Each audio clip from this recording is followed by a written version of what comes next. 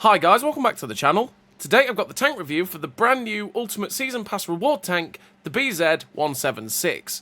Now if you do like the video, as always, don't forget to like and subscribe down below as it really does help out the channel.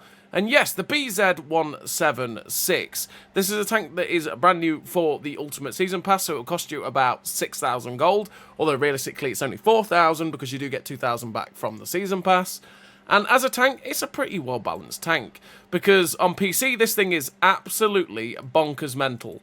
And that's because two things. One, the armor on this tank is very good, and their accuracy makes the armor on this vehicle even better, because the lower plate is quite easily pennable. But for PC, because it is quite a low, smallish target, their accuracy means that it's quite difficult to hit this, and you really have to aim to hit that lower plate. Our accuracy is a lot better, meaning the lower plate is exceptionally easy to hit on this vehicle, meaning that the armor is very easy to take out even for tier 6s and 7s. The other thing is the HE's been nerfed to the floor, which is great, because the HE was bonkers on this vehicle, and it absolutely melted tier 8s, tier 7s, and tier 6s, which was pretty horrible for a tank to have 800 alpha quite easily pen you.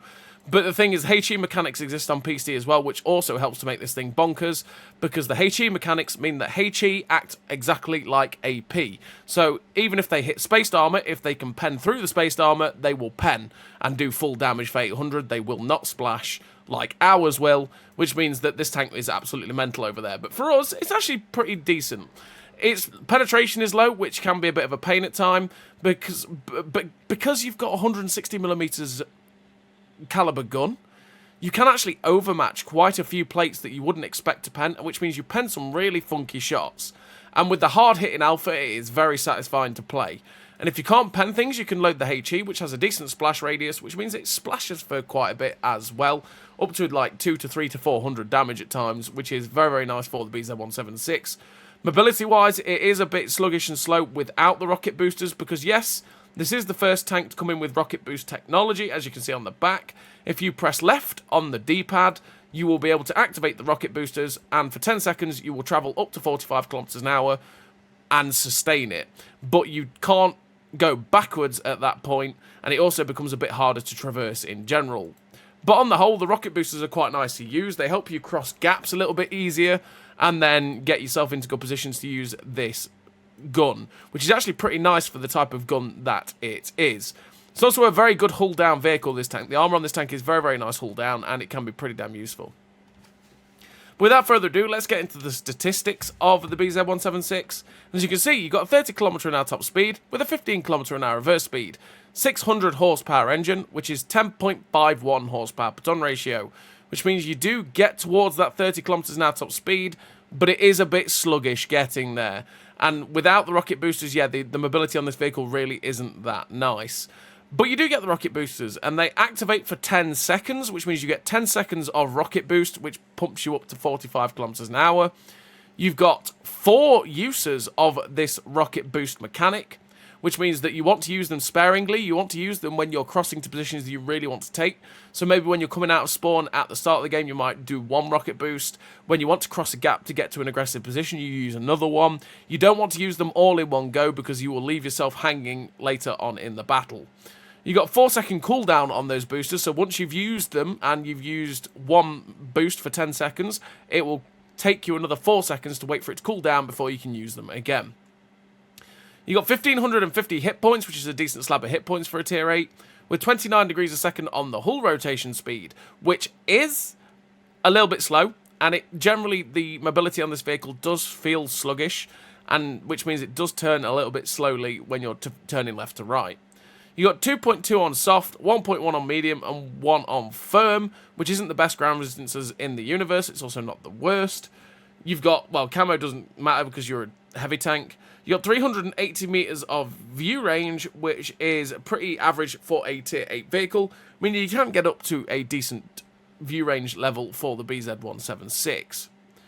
You got 29 degrees a second on the turret rotation speed, which is the same as your tracks, which means the turret can just about keep up with the track traverse, which is nice. And especially with when you help it out with skills and stuff, you will be able to get the turret traverse pretty quick.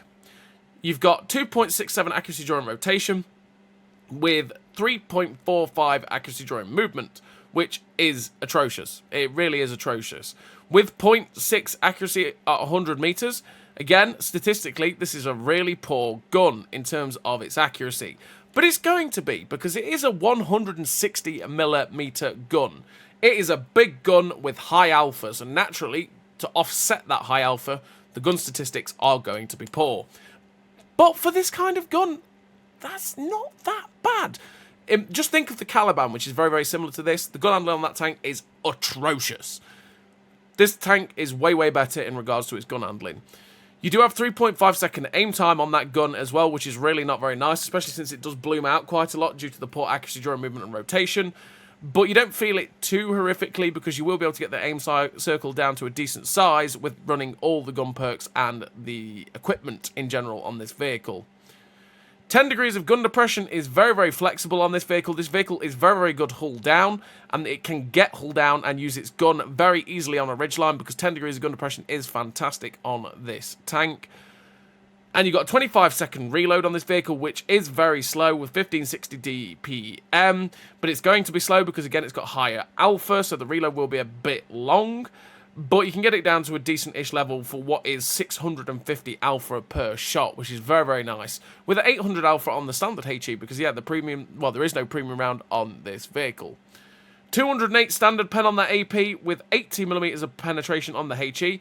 HE pen is actually pretty good with 800 alpha, meaning you can pen quite a few lightly armoured targets with that HE. And especially when you load it against artillery, you'll be doing big numbers of damage, which is very, very nice. This is a tank that you could quite easily run the ammo swapper if you wanted to, but to be honest, I help a lot of other stuff out and just load the round that I think I might need next in general on this tank. So yeah, you've got that decent penetration, well, you've got low penetration on the standard AP with good penetration on the HE, to be fair.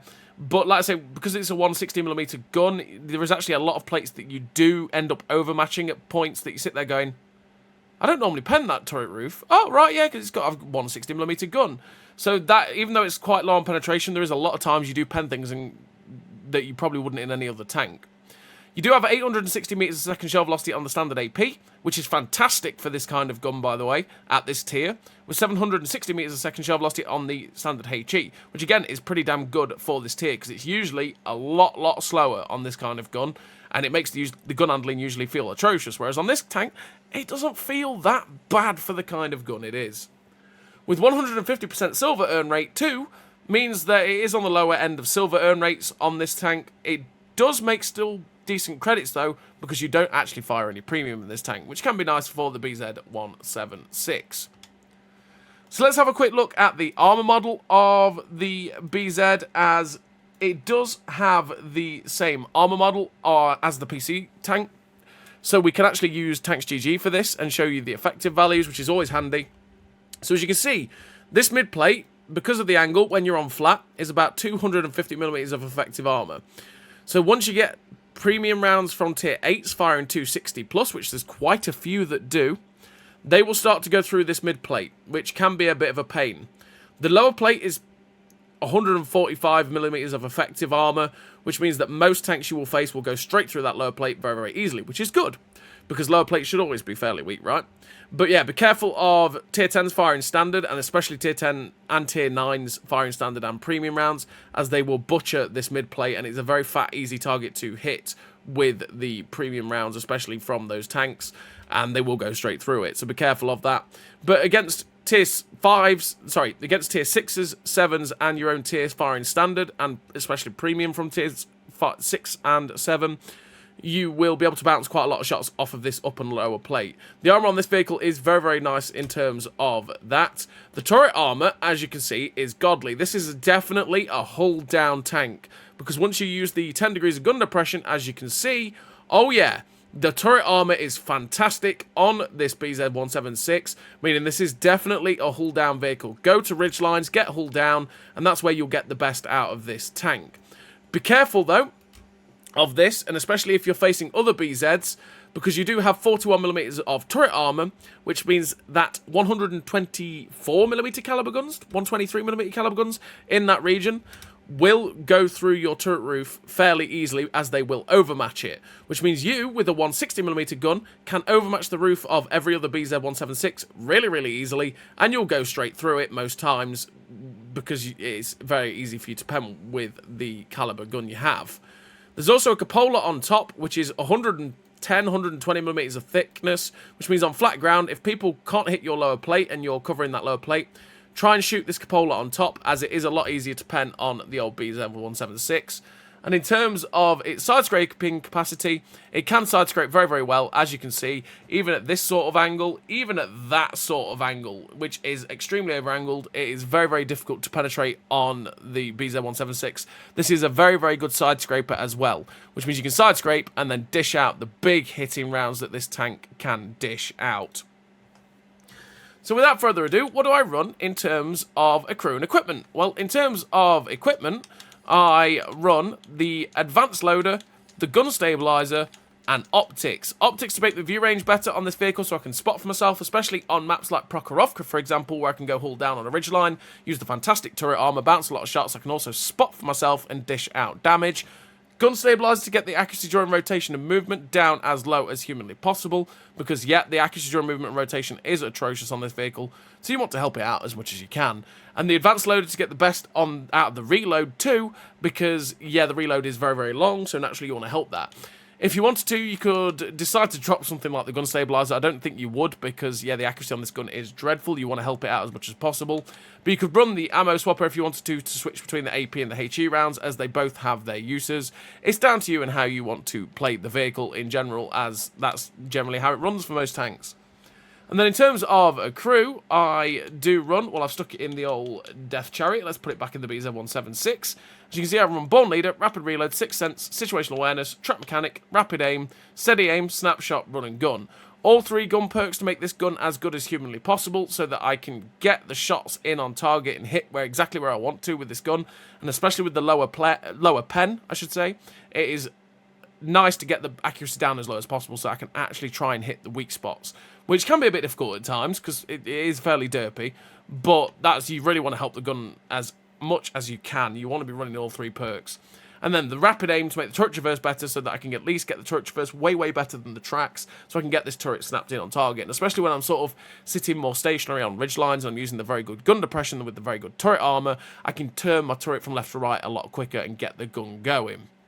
And then, well, these 5 perks are generally run on every single tank if I can in World War II. I mean, you could drop something like Rapid Aim to run Clutch Braking instead if you feel like it turns too slowly. You could run Deadeye for the memes to try and get that 6% increase to the module damage through the AP, which could be, again, fairly memey, especially with having high module damage on a 160mm gun. Armor angling to reduce the amount of damage coming into the vehicle. It's down to you and how you want to play the vehicle. There's plenty of options to take. That's just what I run in general. So let's have a look at the tank modules while we're here as well. So as you can see, that's where the engine blocks are on the BZ-176. If it gets shot in the back end, most of the time the engine will get damaged, so that's something to be careful of. And especially if it gets shot in the mid plate, I should say, not even the lower plate. If they shoot you in the lower plate, they're generally going to miss the engine. But if it gets shot through that mid plate on the left hand side by tier 8, 9 and 10 standard and premium rounds, mostly premium rounds at tier 8, they will damage your engine, so be careful of that as well. And that's where the ammo blocks are on this vehicle. Once again, if they shoot you in the lower plate on the right hand side, on the far right hand side, the likelihood is they'll damage the ammo rack, and they shoot you in the back of the turret, that is likely to also damage your ammo rack too. And that's where the crew sits in this BZ-176. So let's have a look at the statistics. Now it's fully kitted out. So as you can see, the ground resistances have got a little bit better, which means they don't hold it back that much. But again, it's just not the best in the universe. The view range has got up to 486 meters of view range, which again, for a tier 8 tank is pretty standard. Once you kit it out like this, which is very, very nice. 35.27 degrees a second on the turret rotation speed is a lot faster than the hull, which is, again, nice. We've helped that out a lot with Rapid Aim and other little bits and crew skills like Born Leader, which means that the turret traverse does go way, way quicker than it did before. 1.77 accuracy during movement with 1.97 accuracy during rotation. Well, okay, we'll start that again. 1.77 accuracy during rotation with 1.97 accuracy during movement means that it's a hell of a lot better than it was. it's still pretty poor. But because we've got these two a lot lower, you will feel the aim time at 3.22 a lot less than you would have done before. And you will feel a massive difference in the gun handling between not running the gun perks and the gun stabilizer and running them, right? You want to run everything you can to help this gun out, because otherwise it is atrocious. And from 0.46 down to 0.37, that is also very, very nice, meaning this gun is somewhat still very derpy, but at the same time it hits a lot easier than it would have done previously. We've also got the reload down to 18.23 seconds, which is 2.1k DPM, which again is pretty damn slow, and it is not the best DPM in the universe, but it's a lot better than it was. And also for 650 alpha, it's actually pretty decent, so we'll take that on the old BZ-176. But yeah, that's what I run it in terms of a crew and equipment. That's what the statistics are like when you fully equip it. And like I say, the BZ-176, it's been a pretty fun experience to play. The armor on it works well enough. Only when you're going against tier 9s and 10s firing standard and premium will they start to go through that mid plate, which can be a bit frustrating at times. But I've had a very, very good time with it when I do go hull down, especially get to that ridgeline, go hull down and start slapping with this gun. And you will have a pretty good time with the BZ-176. And is it worth 4,000 gold, essentially, is what you'll pay for it? Oh, yeah, definitely, because it is a very nice tank to play, and it's very interesting using the rocket boost mechanic as well, seeing as this is the first time you'll get to use it. Like I say, you want to press left on the D-pad to be able to use it, just like any other special mode that a tank has, and you'll be able to go at 45 kilometers an hour and use the rocket booster on this vehicle, and you'll have a pretty decent time with the BZ-176. So without further ado, what I'm going to do now is send you into the replays where you can watch this tank in action, see how it handles, and just generally get a feel for the tank. So as always, everybody, I'll see you in the replays. So here we are in the replays with the BZ-176. In this first replay, we are against tier 10 tanks, which is the worst matchmaking we could possibly get. And also, we're on the new map, which is Ardennes, which not played since it got removed just before 6.0. And I was a bit lost, because I think this was the first time I'd actually played on Ardennes as well since then, and I was like, oh, yeah, this is a map. Where do I go? So as you can see, this is the rocket booster mechanic that this tank has. We pressed left on the D-pad, we got 10 seconds of boost, and we went up to 45 kilometers an hour. We're going to do it again for science, just so that we can get ourselves to our position that we want to be as quickly as possible. And what I'm kind of hoping to go to is this little ridgeline directly in front of me, because I'm able to get hull down there and shoot at people like the BZ-176 there, and go hull down, use the 10 degrees of gun depression, use my fantastic turret armor that this vehicle has. So we've managed to get to the little ridgeline that we want to be at, and we're just aiming over the top, and I'm like, okay, is anything going to drive around this corner? Thinking maybe do I drive up to this corner and get shooting? But actually, we have shots at a VK7201K, sorry, and at the BZ-176. So I'm just wondering, okay, let's see if we can get a shot at this angle at the 7201K. He was looking like he was going to move forward, so we're just waiting to see if we can catch a glimpse at him again. He was about to give us the side of his turret, but we can't quite find it. In fact, he's teasing us. He's teasing us. You big tease. We don't quite get the shot. He hits us with HE, the other BZ-176, and we go for the shot into the lower plate, but sadly, we hit the fuel tanker there and end up not going anywhere near him. There's another 176 in front of us. Thankfully, his AP round hits our outside track, meaning we get tracked in place. And I'm going to try and pull back as quickly as possible. Aim for the roof, as you can see. 712 damage. Oh, it's mightily juicy when it hits. We went straight through the turret roof. That's what you want to do in a BZ-176 against another BZ-176. And in anything that has, say, sort of a common gun caliber of 128mm or higher, obviously it's 124, but I'm saying is generally the gun calibers that you're going to get that are more common is 128 plus, right? They want to be shooting the gun roof, or sorry, the roof of the BZ-176, as they will just overmatch the turret and go straight through, as we did to the other one. We get another shot there into the side of the BZ-176. We're up to 1,456 damage, and we're just keeping our eye on the targets in front of us. We are hulled down. It's perfect. A medium tank comes out on our right, which is, oh, he just gets absolutely eviscerated by a Death Star. Yeah, okay, we'll take that. So I see that guy get wrecked by the Death Star. I'm thinking, okay, if anything else pokes out around the side of the building, they're going to get trashed by my tank destroyers. I have some tanks on my right. I'm pretty sure that if I rush towards this BZ-176, we're going to be fine. So we boost with rockets to get after him. We get a big shot through that guy's side, though. We have shots at the M41 Walker Bulldog, so we're going to help our Chow out if we can. Aim at the turret of this Bulldog, put the shot straight through, 465, finish off that Tier 8 American light tank. So as we're coming after the BZ-176 in front of us, an E4 drives around the corner. He misses his shot, thankfully, but I think, okay, I need the Chow to come help me. I just need to get after this BZ-176 and get away from the E4. Hopefully the things behind me that are camping can shoot this E4 before he drives out. So we go into the BZ-176. I'm trying to push him around the corner. We have put a shot into his lower plate, but sadly the E4 gets a shot into our rear, sets us on fire, because that's what happens when they get shot in the rear. And we just can't quite... We're just waiting for the reload to finish this guy off. Sadly, the E4 gets in between us. I can't find the shot I want. And, well, there's nothing we can do against an E4. The E4 just wrecks you every time. But that's because the E4's crazy. And, well, thankfully for us, he ends up just losing all of his hit points to do it. But we still won the game. So we finished the game with the kill. 3.2k damage. The third class. 1400 assistance damage. Pretty nice game there for the BZ-176 in not a very nice matchup. And we'll take it. So we're into the second replay, and this second replay, we're now on this map, which is Redshire. And Redshire, we are top tier, which is a good time, and that's where this thing is going to have its best times, naturally, because it's got lower penetration at 208.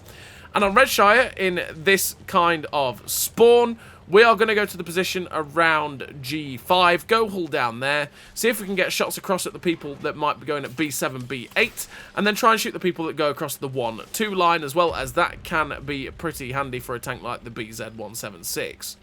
So this would be where we really want to be using the boosters. I say it happens! It's almost like I've played this game a wee while ago, right? So we want to use the boosters so that we can try and get to this position, because this is early cut-off position is where you want to get there as quickly as possible. And this is where the BZ-176's standard speed is a little bit slow. As you can see, when we've not got the boosters going, we've still got 2 left, so for when we want to be able to go into a more aggressive position. But when we're not using those boosters, yeah, it feels slow. And if you can't cut off the people crossing the 1-2 line, it can be detrimental to this position, because the moment they get into the corner at K1, K2 on Redshire, as you can see, something's already shot at us, it can be very, very awkward. So we're getting the reload in, just looking for the turret roof of the 176, and sadly, we end up missing because, well, he just juked us out there. We ended up missing the shot. I ping K1 in the corner because I'm saying, hey, guys at K3, there is something in that corner. We don't know what it is. It's firing for 180. It's probably an LTTB or something like that. I don't want to be taking hits from it, but if it gets spotted, I will shoot it, because I'm in the perfect place to shoot it. We're fully aimed, we're ready, and the VK3001D looks like he's moving into that corner, which is perfect. There it is, it's a T43. It's not an LTTB, but it's got a pretty similar gun in that 85mm gun. Look for the shot, and sadly, we actually hit our friend there, which it was never going to hit anyway, because it was poorly aimed, but bad timing, bad luck. Just waiting on the reload, and the T-43's actually gotten spotted, so we can't quite get a shot at him. The medium tank is directly in front of us, though, and it's like, hello, Mr. Pantera. Don't mind if I do. So we just use the gun depression, get over the top, aim as far forward of him as possible so I could try and track and pen him, which is what we did. We got him to 677 damage into him. He got tracked, got another hit taken, and he's down to 95 HP now, which means that he's probably going to end up getting shut down by the light tank. And in fact, got shut down by the T-29.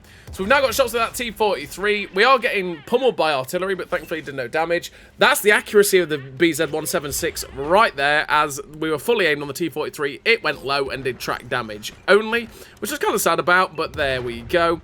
Just waiting on the reload again. We've not really done any damage yet, but we lead the shot. And then the VK dies, just as the shot hits. We've not been very lucky here in this game. We've had some bad RNG in terms of the gun handling, which is going to happen. It's not got the best gun handling in the universe. And then also, just things not quite going how we want. But we have a shot at the side of the Bog Horrors turret. It goes straight over. Goes straight over. Artillery, leave me alone. I'm just a poor BZ-176 wanting to pen something. Oh, pain.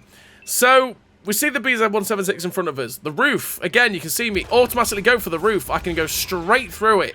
And that's exactly what we do. We overmatch that roof armor, going straight through that BZ-176. As soon as you have a shot at the roof armor of a BZ-176 in anything that's like a 128 plus, like I say, in terms of average gun calibers that you're more likely to have, then go for that roof deck. Say you're in the Chimera that was in the last season pass, you can go through the roof of this tank too, which is something, because you've got a 127mm gun on that tank, so that's something you can aim for.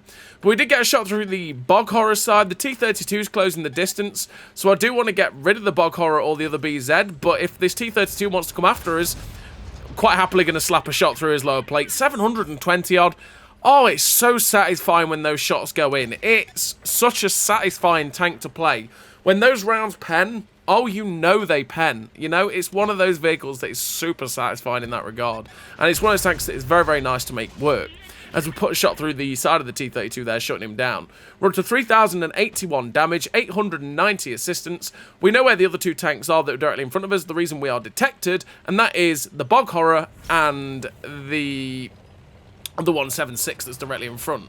But I decided, okay, they were looking at us, we couldn't see them, let's use our rocket boosters, change positions, and try and get into position to shoot the medium tank that's currently spotted on our left, and then we can get rid of that threat and then attack the Bog Horror and the other heavy tank, see if we can spot them from a different angle. So the Chimera is directly in front of us. Again, I know I can go through the side of this guy if I get over. RBRT, use the 10 degrees gun oppression, slap the shot through the side of the Chimera. Good night, Mr. Chimera. We're up to 3.7k damage with 890 assistance with the 2 kills. The Stirrer Mill behind us gets killed, meaning there's a buggy, a BZ-176, and the Bog Horror. Again, those two tanks that we know are directly in front of us. God knows where the buggy is, but we're not going to worry about the tier 6 too much. It's all about where the other two tier 8s are.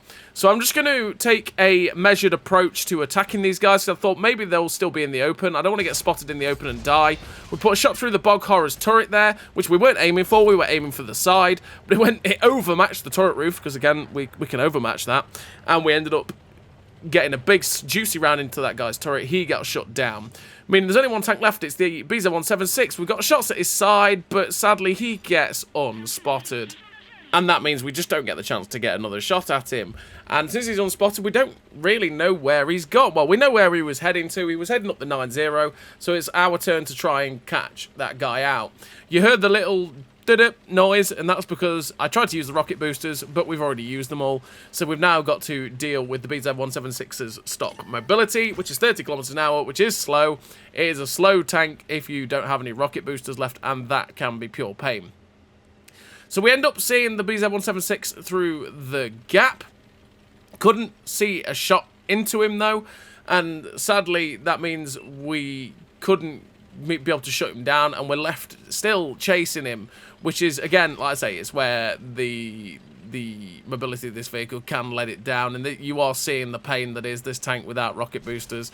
It is very slow. And we have a medium tank directly in front of us who is chasing after him as well, so the likelihood is that guy's going to get there first. Artillery's looking at him, he's spotted, we are capping out, there's 20 seconds left on the cap, so we've got this game basically in the bag, and you can hear me frustration clicking the rocket boosters. I'm like, why? I just want rocket boosters so I can get there. But yeah, we're climbing the hill. The Chimera's got a shot into him. He's down to 138 hit points, and we end up capping the game out. And we finish the game with a really nice total there for the BZ-176. We finished with the victory. Top of the team, 2 kills, 4.3k damage, 1177 assistance, 124,000 silver, which is nice. Second class, the high caliber, 1677 base XP. Really nice game there for the BZ-176 on Redshire. And now we're on to the third replay. We'll get there in the end.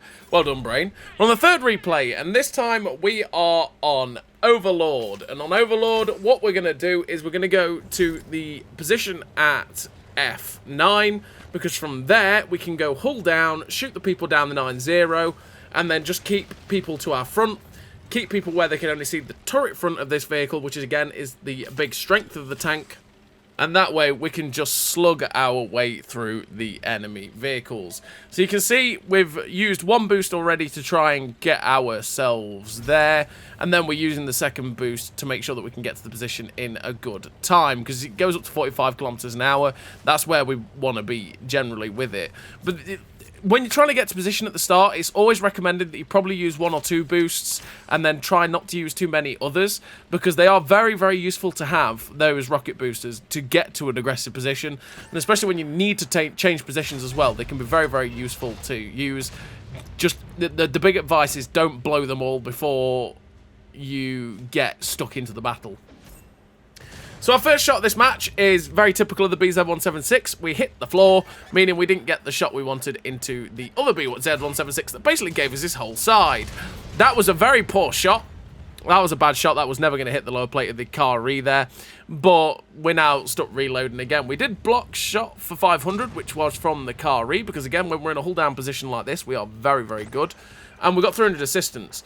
We go for the roof of the other BZ, and we ricochet off of the little gun section there of the BZ, which is actually 45mm thick as it sticks out. I feel like I still should have probably overmatched that, but it's fine. It is what it is. We go for the lower plate this time, and we actually go straight through for 708, and that's what I'm talking about with this BZ gun. It's beautiful. Honestly, when it hits, when the AP hits, the AP hits. So this is where the ammo swapper could be quite nice for the BZ-176, because against a tank like the Ragnarok T-34-100, if we catch that guy out and fire HE into his side, oh, we're going to do some big damage. We go for the shot into the turret roof of the other BZ, again, straight through, because we overmatched the turret roof.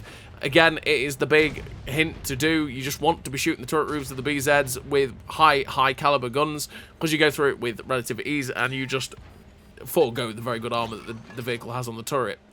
So we put a shot through the Ragnarok there, finishing him off for 500 odd. And that is the nice thing about the high alpha at 650 on this tank. When people have like 560, 570, 580, 590 HP, you just finish them off.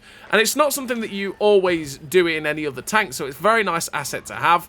Go for the possible lower plate there of the SMV, but I was like, I'm not sure I'm going to pen that with 208 pen. We wait for him to give us a little bit extra side armor, and we went straight through it. Again, the caliber of the gun really helping us there to finish off that Italian tank destroyer. I think, okay, memes against this tier 6 heavy tank. Hello, I'm going to ram you with my rockets. Oh. 144. 666, the number of the beast. As we end up, you know, panning the ARL for 666 there. That's, get down, devil. Devil French tank. Get him out the game, honestly. We're up to 3 kills with 2.9k damage, 300 assistance. And yeah, you can use the rocket boosters on this tank to ram stuff, but pick your targets wisely with it. Ramming an ARL 44. The ARL 44 is a fairly heavy tank, meaning we weren't going to do too much damage. But if we were to have used it against this UDES 1405, for example, we probably would have done quite a bit of ramming damage against him, which would have been quite nice. But there we go. So we put a shot through the UDES, which of course is always going to happen because we just go through that guy like Swiss cheese. He loses a lot of his hit points. It makes us happy. Going for the kill there on the T-34-85, and that is just lucky. That poor guy got done in by RNG. We shouldn't...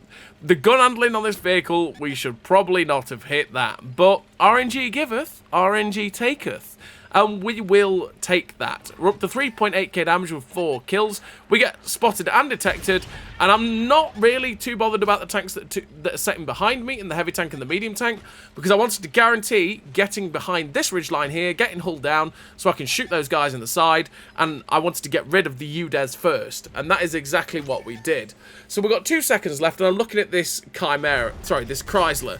I know I can go through the side at that angle, and thankfully it went straight through. If he'd turned his front to me, I was never going to be able to pen that guy, even in the lower plate, because 208 penetration is just not enough. You need about 220 pen to go through the lower plate of a Chrysler K when it's facing you, which is a bit of a pain.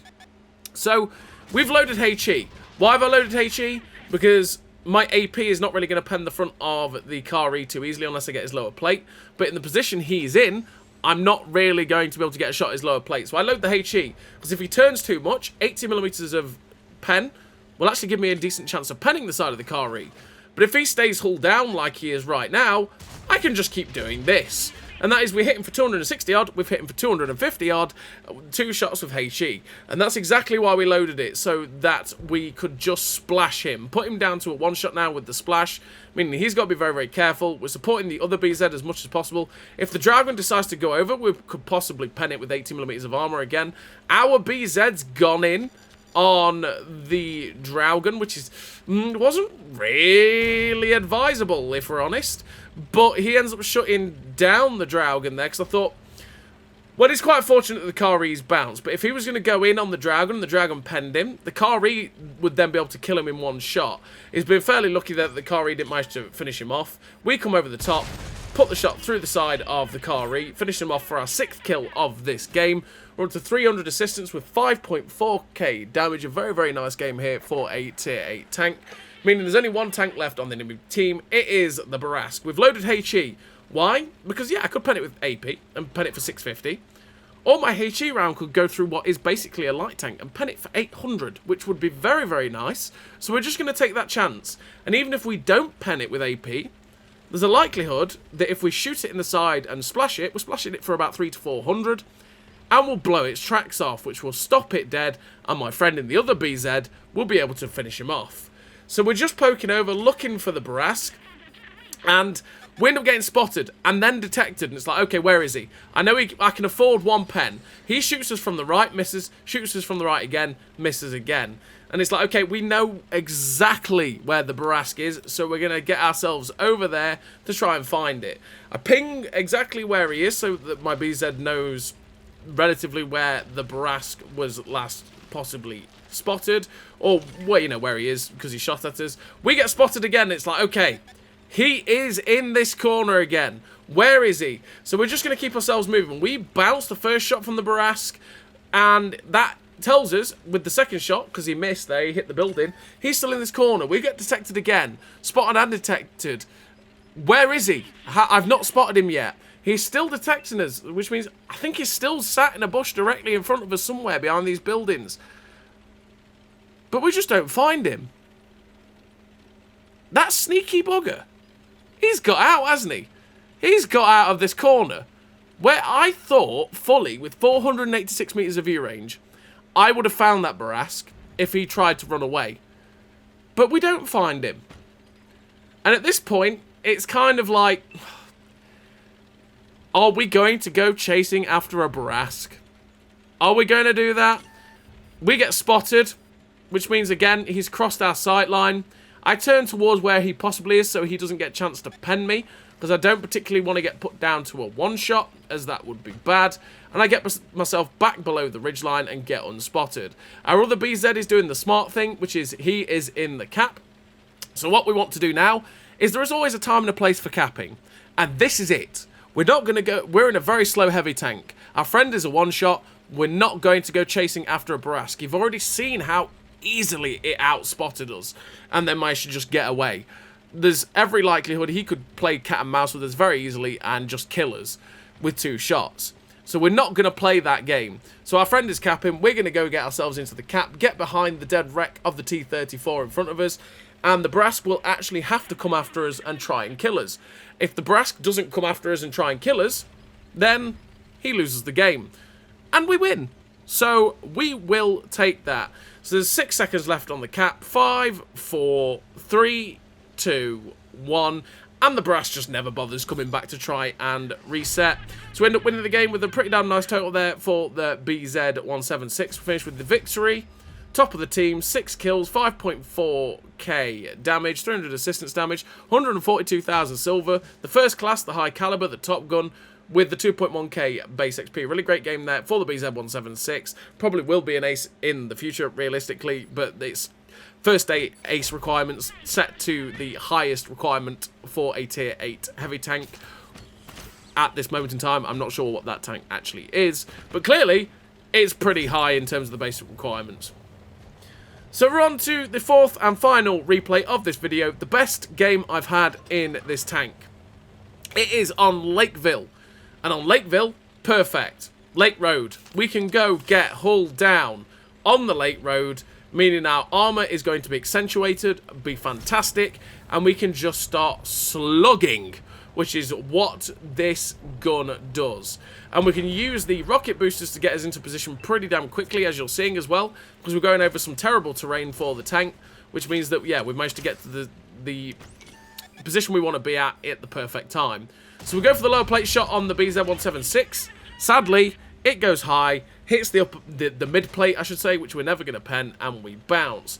Tiger 2 directly in front of us, and I think, well, maybe I can go through the turret roof of a Tiger 2. I can go through the turret roof of the BZ, but he's actually given us shots into his lower plate. I think maybe at that angle, I could possibly track and pen the BZ-176, but to be fair, it was just never going to happen, if we're totally honest, and it was just an extreme angle. But at that angle, oh, there goes his head. Off with his head. Good night, sir. And we get 1,143 damage from the first shot that pens. Yep. That's because it's 160mm caliber gun. It's got high module damage. It hit the ammo rack with the AP round, and it detonated it. Detonations happen with this vehicle, and they're quite lovely. And again, like I say, that first shot we took was never going to pen because it's got 100mm of sidearm on the BZ-176. So yeah, it was just an extreme angle, never going to work. But the second shot, with that angle he gave us every single time, and we popped his ammo rack. So we're just looking at the side of the Tiger 2. Maybe go through the side of the drive wheel and track and pen. Exactly what we wanted. Big damage. And this is just the perfect scenario for our BZ. Slugging those rounds out. 2.3k damage so far.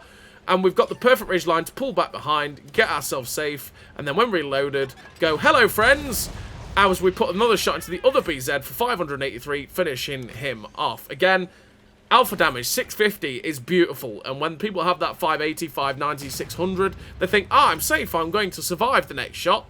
Not against this vehicle. It will hurt when it pens. So the Tiger 2 is currently hull down behind the other BZ. Well, the BZ's dead wreck. But we saw enough of his side to slap a shot straight through the side there, damaging the ammo rack. Quite sad it didn't pop the ammo rack there, but it is what it is. And we're nearly reloaded, meaning we do have some shots at the T-32. I don't know why I took that shot at the upper plate. That was a bad shot. We should not have taken that. We were never going through the Tiger 2's upper plate armor at that angle. I don't know. To be fair, I don't know why I took it, but there we go. Because what we should have done is gone for the turret roof. Because especially at this angle, we can just go straight through it. And we finish off the Tiger 2 there with a shot through the turret roof. T-32 is my next target. I want to get rid of that guy if I can. So we're just waiting for the reload. He takes a hit. Or, sorry, the tank behind him takes a hit. And it's just all about being patient, waiting for our chance. And it's like, hello, Mr. T-32. Do you want to give me the chance to be able to pen you? Please pull back and give me the better shot into the side. I thought maybe I'd go through the shot on the side of the T-32's there. But, yeah, it was a bit of a poor shot, realistically. It was never going to go through.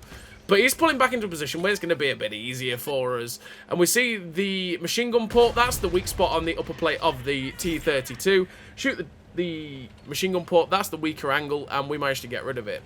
We boost with rockets to be able to get down low as quickly as possible.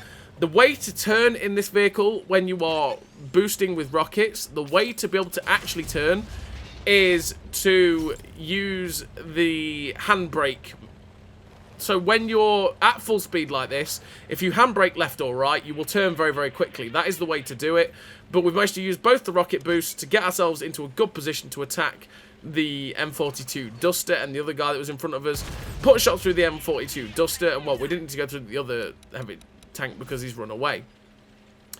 So we are currently winning 8-6. Hello, Mr. IS. Is it about to be 8-5? So we're just waiting on the reload. Lower plate shot of the IS. Yeah, it's 8-5. 621 damage. Oof, yeah. So there's two TDs on the Lake Road. I want to try and get up behind the TDs on the Lake Road in the KV4 KTTS and the ISU-152. We've got a 6th kill on that IS, and I was thinking, ooh, potential pools medal. But no, the KV-4, KCTS, and the ISU get absolutely wrecked, and they're gone. The Panther 2 gets spotted coming out of the town, and sadly we ricochet. But now the two TDs are dead at B3, B4. This Lake Road is a very, very bad idea, because we're going to have, well, they're going to have very, very easy shots into my side. And that generally means the likelihood is we're going to die. So what I want to do, and what I really wish I had right now is some rocket boosters, is try and get to the position in front of where that Ariete is. I can hide around that, or get around that corner, keep myself safe from the left, and then pummel the shots into the Ariete. I know there's a chance the Panther 2 could get shots into me, but I feel like at full health, it's worth the chance of getting to the position I want to be at. So we take a hit from the Panther 2. I really want to shut down the Duster, secure our 7th kill of the game, but the Duster's doing a perfect job of getting himself safe from us. So we're now safe from the Panther 2. I see the Duster's like, no, I'm not doing it, this guy's looking at me. So I look away, I pull round the corner and go, okay, have I baited him round? Has it happened? Yes, it has.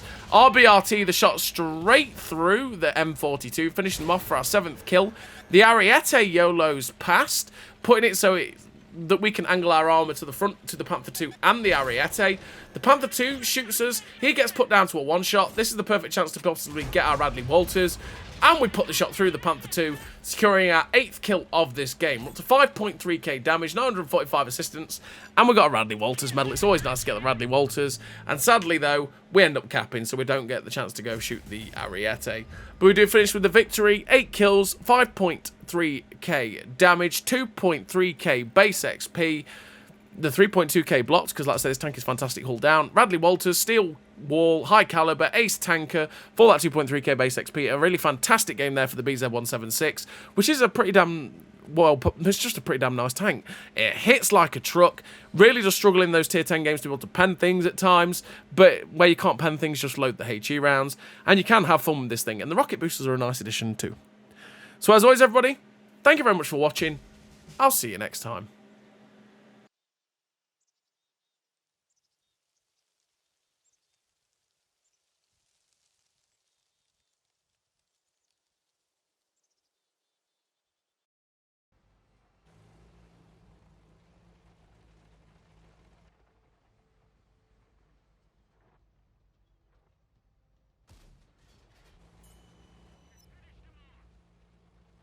A great success.